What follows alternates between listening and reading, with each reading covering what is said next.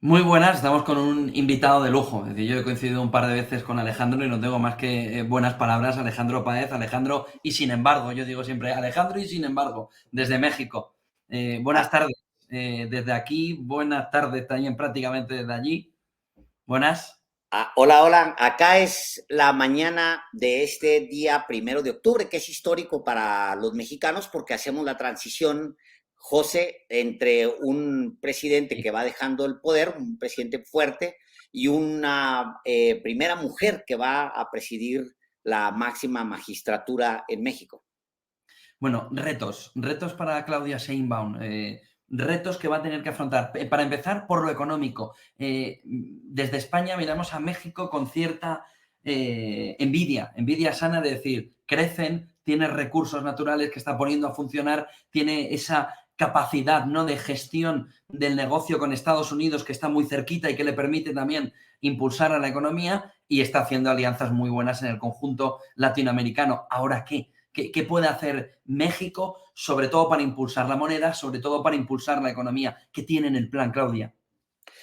Mira, lo primero es que hereda una economía muy fuerte en tanto que los fundamentales macroeconómicos están muy poderosos. Son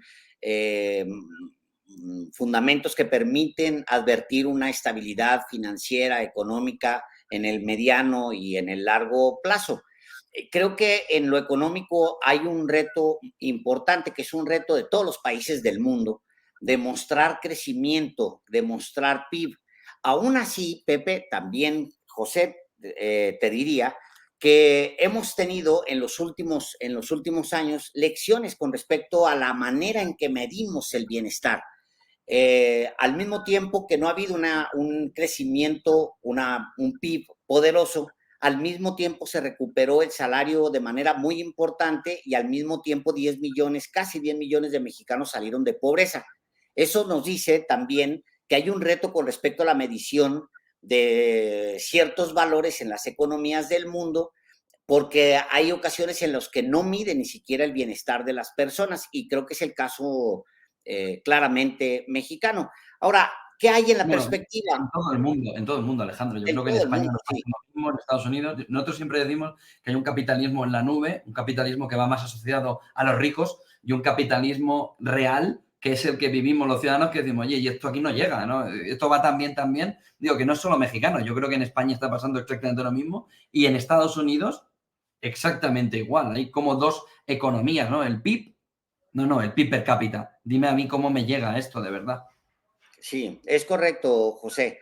En el caso mexicano se hizo más evidente en estos 6 años porque había una confrontación abierta del presidente de México con la manera tradicional de medir la economía en México y en el mundo, que es a través del PIB.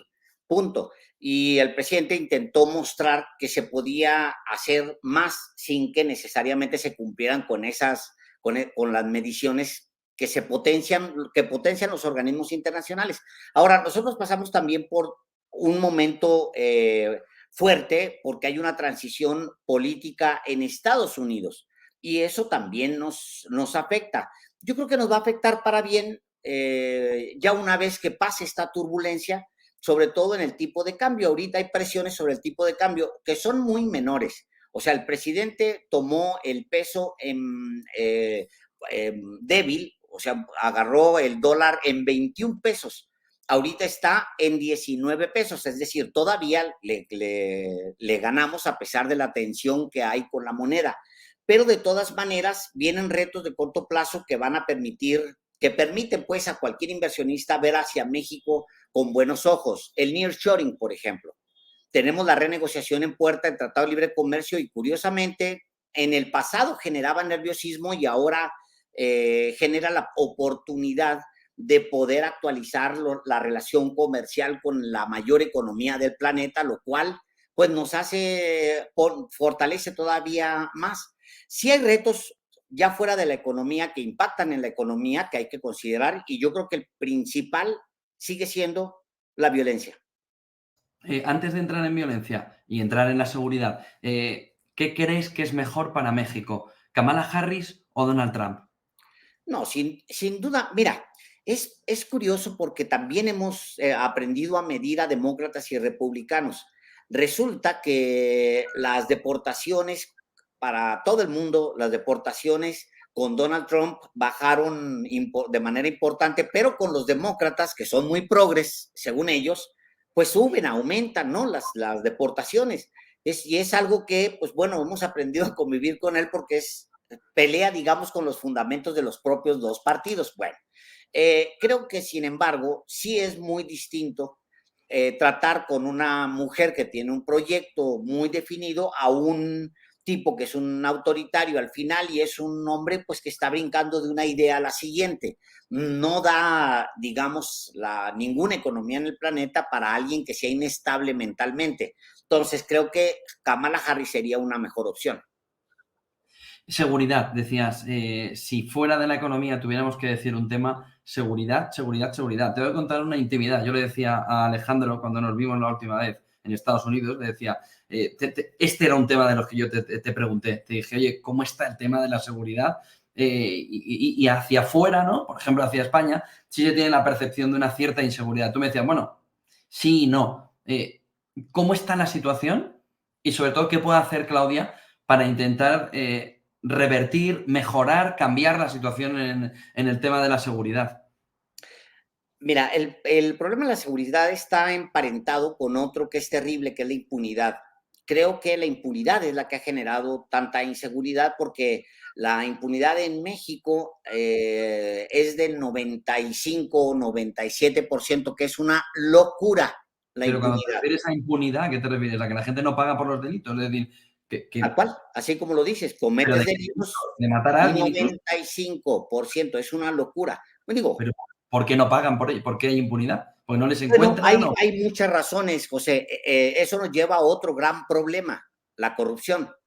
El Poder Judicial en México es profundamente corrupto, pero no solamente es el Poder Judicial en México, también son las fiscalías o procuradurías de justicia. Lo mismo que los ministerios públicos. O sea, sí tenemos un grave problema y hay una nueva reforma que se acaba de aprobar, que fue muy polémica, que intenta resolver el tema del Poder Judicial al mismo tiempo. Una votación ciudadana, ¿no? Es correcto. Al mismo tiempo que abre la posibilidad de revisar las fiscalías. Yo creo que va a generar mucha certeza jurídica que hagas esta reforma y que empieces un proceso de saneamiento para las procuradurías y para el Poder Judicial, José. ¿Crees que ese es un punto fundamental para poder arreglar el tema de la seguridad? Es decir, ¿crees que la impunidad es el elemento clave? ¿A partir de la impunidad sí se podrá cambiar?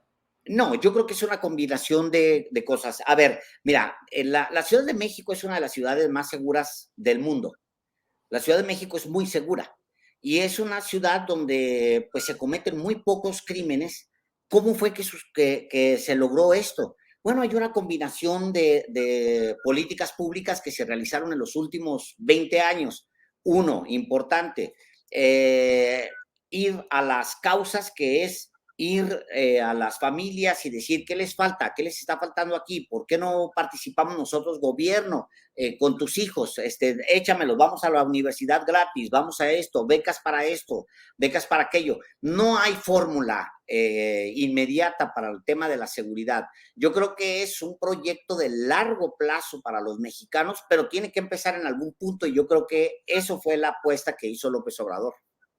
¿En qué se va a echar de menos a López Obrador? Aunque yo creo que va a estar, te lo digo desde la distancia, desde España, pero yo creo que va a estar detrás, que va a ser como una especie de mentor, pero ¿en qué se le va a echar de menos a AMLO? Mira, yo creo que hay muchos mitos con respecto a López Obrador y uno de esos es que va a estar detrás. Yo creo que no. Yo tengo la certeza de que va a separarse porque sabe que por el bien de la República debe estar lejos de la presidenta de México. Y yo creo que la presidenta de México misma se va a crecer muy pronto. Es mujer, es una académica, es una mujer preparada, tiene una vocación muy distinta a la del presidente López Obrador. Mientras que López Obrador viene de los partidos políticos, ella viene de la lucha social, mientras que López Obrador, pues sí, fue a la universidad y está bien, qué bueno, ella hizo una carrera dentro de la academia, Mientras que López Obrador pensaba, por ejemplo, en los hidrocarburos, ella está pensando, pues sí, que hay que tener para adelante la máquina de los hidrocarburos, pero tienes que pensar en energías renovables, en energías limpias, que no van a solucionar toda la demanda de energía, pero que son la apuesta para el futuro. Es decir, ayer presentaba, por ejemplo, Claudia Sheinbaum el lema de la imagen de su nuevo gobierno, y era una mujer joven, indígena, con una bandera de México. Pues es, digamos, la imagen que ella quiere proyectar. La primera imagen del presidente López Obrador fue un hombre o varios hombres mexicanos importantes en los últimos 2 siglos que representaban pues lo que él quería transmitir. Pues te explica mucho. Ella piensa en las mujeres, piensa en la incorporación, además de un sector que en México es muy poderoso, José. No solamente es el tema de ser políticamente correctos, no. La mujer en México es muy poderosa. Se ha empoderado brutalmente en las últimas décadas, de tanto que su aportación a la economía es muy alta. 2 cuestiones más. Uno, en el entorno de Latinoamérica, geopolítica, el papel en una América del Sur, en una Hispanoamérica, en una América central y del sur, ¿no? Donde crecen Milei, Bukele, pero sigue Lula da Silva, Maduro. ¿Cuál es el papel que puede jugar México para liderar el crecimiento del sur global en general y en particular de esa Hispanoamérica hacia el mundo? ¿Y cuál es el papel que puede jugar Hispanoamérica con México a la cabeza, con China como principal país ascendente económico frente a Estados Unidos y con las condiciones que tú también has comentado de la cercanía con Estados Unidos de México? ¿Qué papel puede jugar México tanto en esa transformación, cambio, no sé cómo decir, lo podrás expresar tú mejor desde allí, pero esa sensación de que Hispanoamérica va cambiando y va cambiando para dividirse? Hay quien está optando por Milei, hay quien está buscando el camino de Lula, ¿no? Sí, mira, yo creo que el caso Milei yo lo pondría muy aparte porque es un caso de empoderamiento desde las élites. Es el personaje que les gustaba a las élites en Argentina y que le gustaba también a los organismos internacionales. Esa es la realidad. No digo que la contraparte de Milei fuera mejor, no. Pero Milei es un producto armado, preparado para llegar a ese puesto desde la élite. Y pregúntate tú lo que está pasando abajo en las bases allá en Argentina. Lo de Milei depende mucho del desempeño de Milei y yo creo que no le va a dar el tiempo para poder rescatar en algo esa economía. Pero bueno, ese es, va a endeudar, etcétera. Pero ¿Y a Bukele lo pones en el mismo capítulo o no? lo que pasa es que Bukele está en una normalidad democrática, José. O sea, yo no puedo hablar de lo mismo que creo que pasa con Maduro. Maduro tendría que haber resuelto el tema de la elección interna en esta ocasión y haber demostrado pues que era posible ganar con elecciones limpias. Bukele está también igual en una normalidad democrática, entonces no me merece, digamos, meterlo en el mismo paquete porque hay que medirlos distinto. Ahora, en el caso mexicano, también tiene sus propias características que la separan del resto de la región de manera natural. Por ejemplo, China y México tienen una relación acotada desde el mismo tratado comercial con Estados Unidos y con Canadá. O sea, dentro del tratado se establece que la relación con China tiene límites. Entonces, eso lo saca a México del resto de la condición de América Latina. Ahora, dices tú, Lula está... yo creo que el caso de Lula es un caso importante y muy parecido al de López Obrador, porque se trata de un personaje que regresa por la vulneración de sus aspiraciones en algún momento. Lula fue metido a la cárcel y ahora sabemos el entresijo pues de cómo lo metieron a la cárcel, nos explica muchas cosas de por qué querían que Lula estuviera en la cárcel. Pero no puedes negar, nadie puede negar que como sucedió en México, hay una disminución de la pobreza en el primer periodo de Lula Y yo creo que los gobiernos se tienen que servirle a la gente. Los gobiernos, pues sí, podemos soñar con primer mundo, pero si abajo la gente no recibe beneficios, entonces tenemos un grave problema. Yo tengo esperanza en que el próximo gobierno, por ejemplo, el de México, el próximo gobierno, ahonde aún más o profundice más en su relación con el resto de la región. Pero sí tengo que decir también que la relación con Estados Unidos y con Canadá es muy fuerte, comercialmente hablando, es una interacción constante que beneficia a estos tres países y que los va también políticamente a mantener cohesionados. Solo un último asunto. Si no te pregunto, me enveneno, me muerdo la lengua. España. España. Lo que ha sucedido en la última polémica alrededor del rey Felipe VI, de lo que se tenía que haber pedido perdón en la época de AMLO, cómo se está viviendo allí en México, que a nosotros no nos termina, nos llega nuestra imagen, pero no la vuestra. Sí, mira, yo lo siento de esta manera. Yo creo que fue un mal cálculo de Pedro Sánchez siempre. El trato de Pedro Sánchez con el presidente López Obrador fue inmaduro y fue poco visionario. Yo creo que, mira, ustedes tienen un adorno muy elegante, muy bonito y muy caro en medio de la mesa, que es el rey. Está bien, digo, pero si nos citamos a vernos, Pedro Sánchez y yo, y quiere cargar con ese adornote ahí en un restaurante en medio, pues ese es su problema, pero pues a mí no me gusta ese adornote. Es un adorno gigante que quiere andar cargando que se llama el rey. Cuando el presidente López Obrador manda esta carta al rey, en realidad filtra la carta y quien en realidad menosprecia la profundidad de la carta es el gobierno de Sánchez, hombre, ¿para qué le damos vuelta? Es el gobierno de Sánchez el que pone, el que mete en discordia a México con España. Y quiero ser muy enfático en esto, José. Aquí no hay en México un sentimiento anti-español en lo absoluto. Esa es una idea equivocadísima si alguien por ahí la pudiera tener. No, hombre, no, siempre hemos sentido que somos hijos de una misma madre, México y España. O sea, eso como lo decía Agustín Lara, pues eso nos une la sangre. Pero sí hay una diferencia muy poderosa, muy fuerte entre el gobierno de México y el gobierno de Pedro Sánchez. Tú dirás, ¿cómo lo ve el gobierno y el mexicano al gobierno de Pedro Sánchez? Bueno, te diría muy fácilmente, el partido ese supuestamente socialista y supuestamente obrero, y sí español, pues es una especie de PRI, hombre.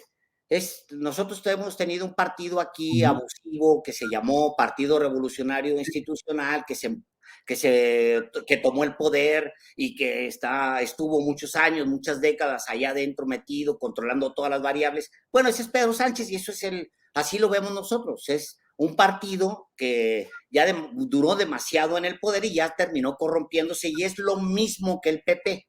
Ya es lo mismo. Entonces son dos partidos que están jugando ahí a intercambiarse el poder, el PP y el PSOE, y yo creo que se hace mucho mal Pedro Sánchez en no aceptarlo. Es igualito. No lo veo obrero, no lo veo español, no lo veo obrero, no lo veo socialista. Entonces ya es una cosa y un mamotreto de ideologías que afectan la relación, por supuesto. Pero mira, en el fondo, José, fue un intento por humillar al gobierno de México. Y como hay un nivel de aceptación. ¿No la carta o cuál? Claro.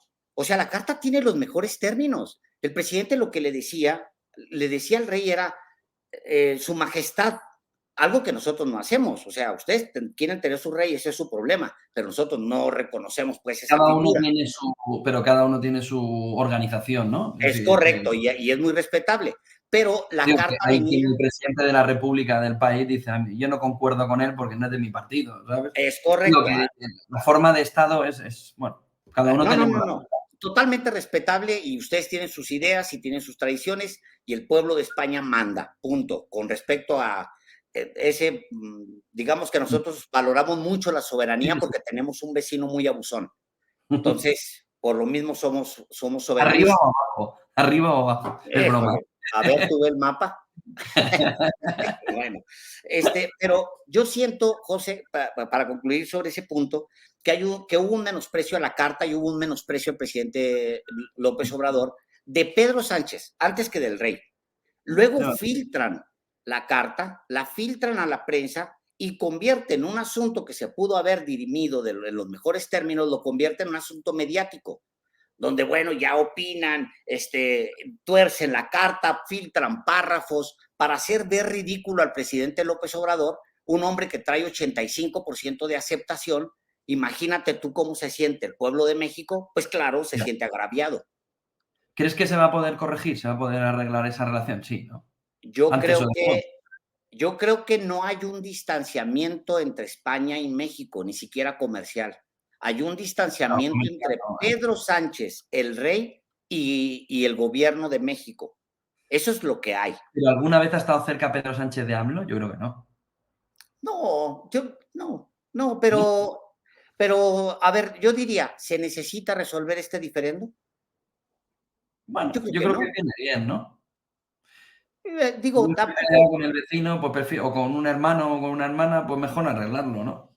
Sí, yo también así lo veo, pero si lo piensas también, José, Sí, si que eso va a la tener vida un sí. costo, mejor lo dejo ir, hombre, Ya, ya. ¿no?